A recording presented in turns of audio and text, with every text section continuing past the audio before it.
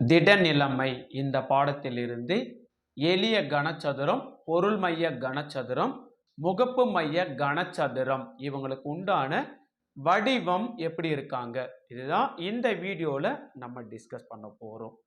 எளிய கனசதுரம் simple cubic, SC அலகு கூடு அப்படின்னாலும் இவங்க தான். இவங்களுக்கு உண்டான வடிவம் அப்படின்னு பார்த்தோம்னா கனசதுர வடிவத்துல காணப்படுவாங்க. ஒவ்வொரு மூலையிலும் ஒவ்வொரு அணிக்கோவை புள்ளிகள் அப்படின்னு சொல்லக்கூடிய அயனிகள் அல்லது அணுக்கள் இங்க காணப்படுவாங்க. ஸோ மொத்தம் கனசதுரத்தில் 8 மூலைகள் இருப்பாங்க. 8 மூலையிலும் ஒவ்வொரு அணுக்கள் நமக்கு காணப்படுவாங்க. இந்த வடிவம் தான் எளிய கனசதுரம் அல்லது சிம்பிள் கியூபிக் அல்லது எஸ்சி அலகு கூட்டின் வடிவம். இரண்டாவது பொருள் மைய கனசதுரம் பாடி சென்டர்டு கியூபிக் ஆர் பிசிசி அலகு கூடு இவங்களுக்கு உண்டான வடிவம். எஸ்சி அலகு கூட்டோட வடிவமைப்பை அப்படியே வரைஞ்சிட்டு இதனுடைய மையத்துல ஒரு அணு இருப்பாங்க. எளிய கனசதுர அமைப்புல மொத்தம் 8 மூலையில 8 அணுக்கள் காணப்படுறாங்க. ஸோ அதே தான் இந்த பொருள் மைய கனசதுரத்திற்கும்.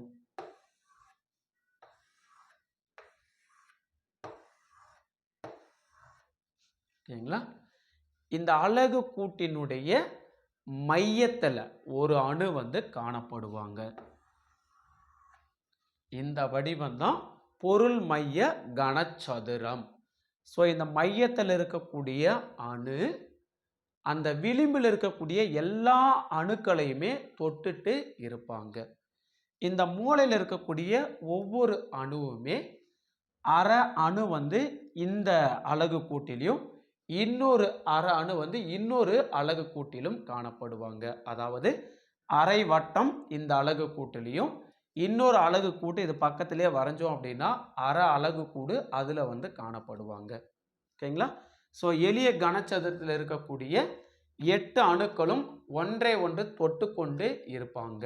அப்ப பொருள் மைய கனசதுரத்தோட வடிவமைப்பு 8 அணுக்கள் அதோட மூளை பகுதிகளிலும் அந்த அலகு கூட்டினுடைய மையத்துல ஒரு அணுவும் காணப்படுறாங்க. மையத்தில் இருக்கக்கூடிய அந்த அணுவானது மூளையில் இருக்கக்கூடிய அனைத்து அணுக்களுமே தொட்டுக்கொண்டு அமைப்புல காணப்படுவாங்க. மூன்றாவது வடிவமைப்பு முகப்பு மைய கனசதுரம் பேஸ் சென்டர்டு கியூபிக் அல்லது எஃப்சிசி அலகு கூடு. மூன்றும் ஒன்னே தான். ஸோ பிசிசி அலகு கூட்டோட வரைபடத்தை அப்படியே நம்ம வரையணும். பிசிசி அலகு கூட்டுல ஒவ்வொரு மூலையிலும் ஒவ்வொரு அணுக்கள் காணப்படுறாங்க. இந்த அலகு கூட்டோட ஒட்டுமொத்த மையத்திலுமே ஒரு அணு காணப்படுறாங்க. ஓகேங்களா? இது பிசிசி அலகு கூட்டோட அமைப்பு.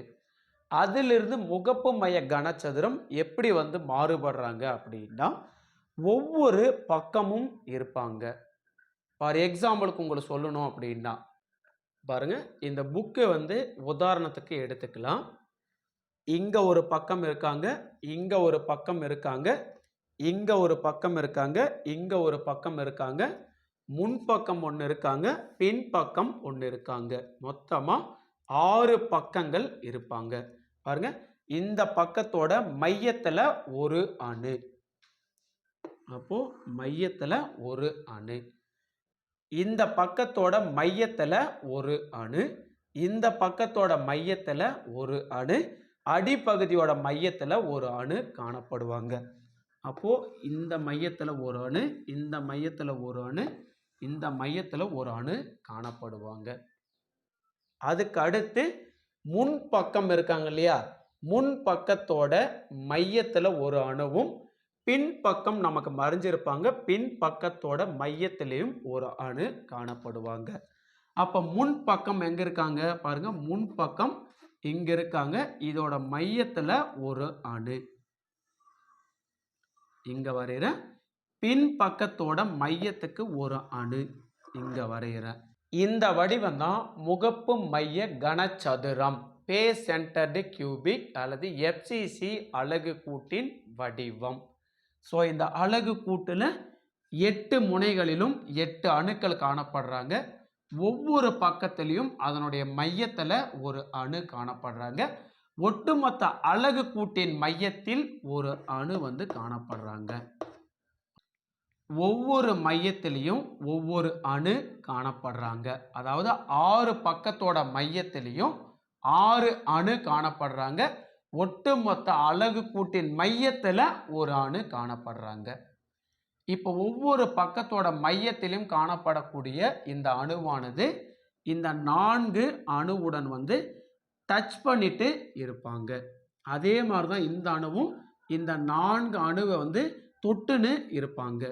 இந்த 4 அணுவை இந்த அணு வந்து தொட்டுக்கிட்டு அமைப்பில் காணப்படுவாங்க. அதே மாதிரி இந்த 4 அணுக்களையும் இந்த அணு தொட்டுக்கிட்டு இருப்பாங்க. இந்த அணுவை வந்து பின்புறத்தில் இருக்கக்கூடிய இந்த 4 அணுவும் தொட்டுக்கிட்டு இருப்பாங்க. ஓகேங்களா? இதுதான் முகப்பு மைய கனசதுரம், பேஸ் சென்டர்டு கியூபிக், FCC அலகு கூட்டோட வரைபடம். ஓகேங்களா? ஸோ ஒரு நிமிஷம் வரைபடத்தை தெளிவா பார்த்துக்கோங்க. எளிய கனசதுரம் அல்லது சிம்பிள் கியூபிக் SC யூனிட் செல்லோட வரைபடம் இங்க இருக்காங்க. கனசதுர அமைப்பு இவங்களுக்கு காணப்படுவாங்க. 8 மூலைகளிலும் 8 அணுக்கள் காணப்படுவாங்க. இரண்டாவது பொருள் மைய கனசதுரம், பாடி சென்டர்டு கியூபிக் அல்லது BCC அலகு கூடு. இவங்களோட வடிவம் எளிய கனசதுரத்தை அப்படியே வரைஞ்சிக்கிட்டு இந்த அலகு கூட்டோட மையத்துல ஒரு அணு வந்து காணப்படுவாங்க. இந்த மையத்தில் இருக்கக்கூடிய அணு அனைத்து மூலையில் இருக்கக்கூடிய அணுக்களையும் தொட்டுட்டு காணப்படுவாங்க. மூன்றாவது முகப்பு மைய கனசதுரம், face centred cubic or FCC அலகு கூடு. ஸோ BCC அலகு கூட்டோட வரைபடம் அப்படியே வரையணும். மூலையில 8 அணுக்கள் அந்த கனசதுரத்துல காணப்படுவாங்க. அதனுடைய மையத்துல ஒரு அணு காணப்படுவாங்க. இது இல்லாம இவங்களுக்கு 6 பக்கங்கள் இருப்பாங்க. 6 பக்கங்களுடைய மையத்திலையும் ஒவ்வொரு அணு வந்து நமக்கு காணப்படுவாங்க. ஓகேங்களா? இதுதான் முகப்பு மைய கனசதுரம், face centred cubic, FCC unit செல்லோட வரைபடம்.